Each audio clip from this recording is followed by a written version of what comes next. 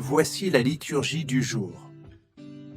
Sur lui reposera l'Esprit du Seigneur. Ceci est le message de la première lecture tirée du livre du prophète Isaïe chapitre 11 du verset 1 à 10. En ce jour-là, un rameau sortira de la souche de Jessé, père de David, un rejeton jaillira de ses racines. Sur lui reposera l'Esprit du Seigneur, esprit de sagesse et de discernement, esprit de conseil et de force, esprit de connaissance et de crainte du Seigneur qui lui inspirera la crainte du Seigneur. Il ne jugera pas sur l'apparence, il ne se prononcera pas sur des rumeurs. Il jugera les petits avec justice, avec droiture, il se prononcera en faveur des humbles du pays. Du bâton de sa parole, il frappera le pays, du souffle de ses lèvres, il fera mourir le méchant. La justice est la ceinture de ses hanches, la fidélité est la ceinture de ses reins. Le loup habitera avec l'agneau, le léopard se couchera près du chevreau, le veau et le lionceau seront nourris ensemble, un petit garçon les conduira.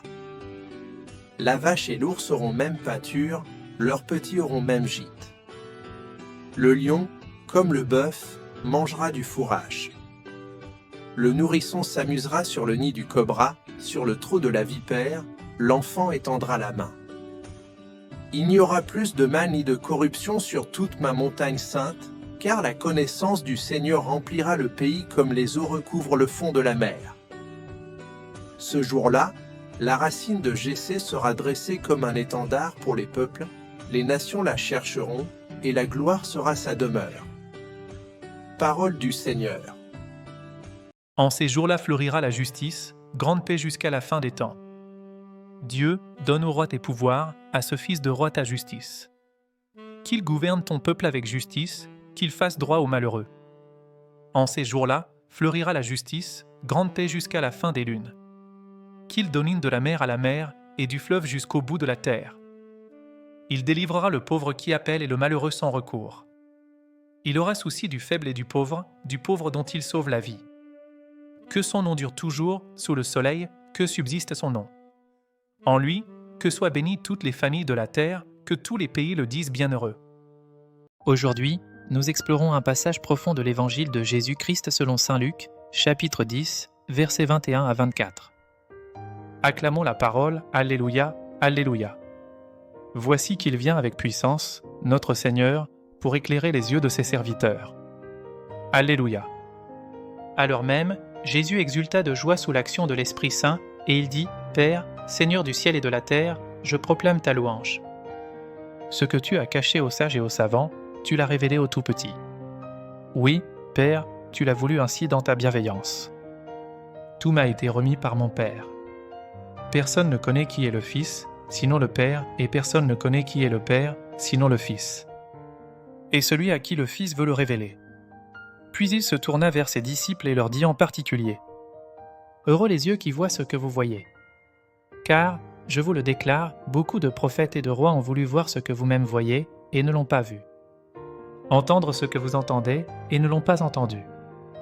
Acclamons la parole de Dieu, un message d'espoir et de révélation pour tous. » Frères et sœurs, voici la méditation proposée issue des textes du jour, axée sur l'espérance, la justice et l'humilité.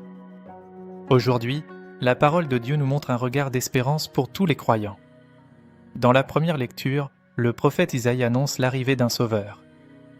Ce sauveur, un descendant de Jessé, sur qui reposera l'Esprit de Dieu, apportera sagesse, justice et paix au monde. Ce rameau de Jessé est la promesse d'un monde réconcilié, où la haine s'efface et où la justice et la paix s'établissent durablement. Le psaume 72 nous rejoint dans cette attente, en ces jours-là fleurira la justice, grande paix jusqu'à la fin des temps. Nous sommes invités à espérer ardemment ce royaume de paix et de justice, ce règne de Dieu qui transforme les cœurs et les sociétés.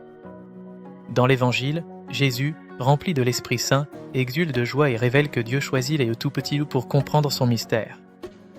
Ceux qui sont humbles, simples et ouverts reçoivent la révélation de Dieu, non par la sagesse humaine, mais par une foi simple. Dieu ne regarde pas nos diplômes ou notre statut social, mais notre cœur, notre humilité et notre confiance. Il veut établir son règne de paix, de justice et d'amour à travers ceux qui s'ouvrent à son esprit. Ainsi, en ces jours d'avant, Préparons notre cœur pour accueillir le Christ, être instrument de justice et de fraternité, et rester humble et attentif à la voix de Dieu. Mes bien-aimés, prions ensemble pour implorer la grâce du Très-Haut.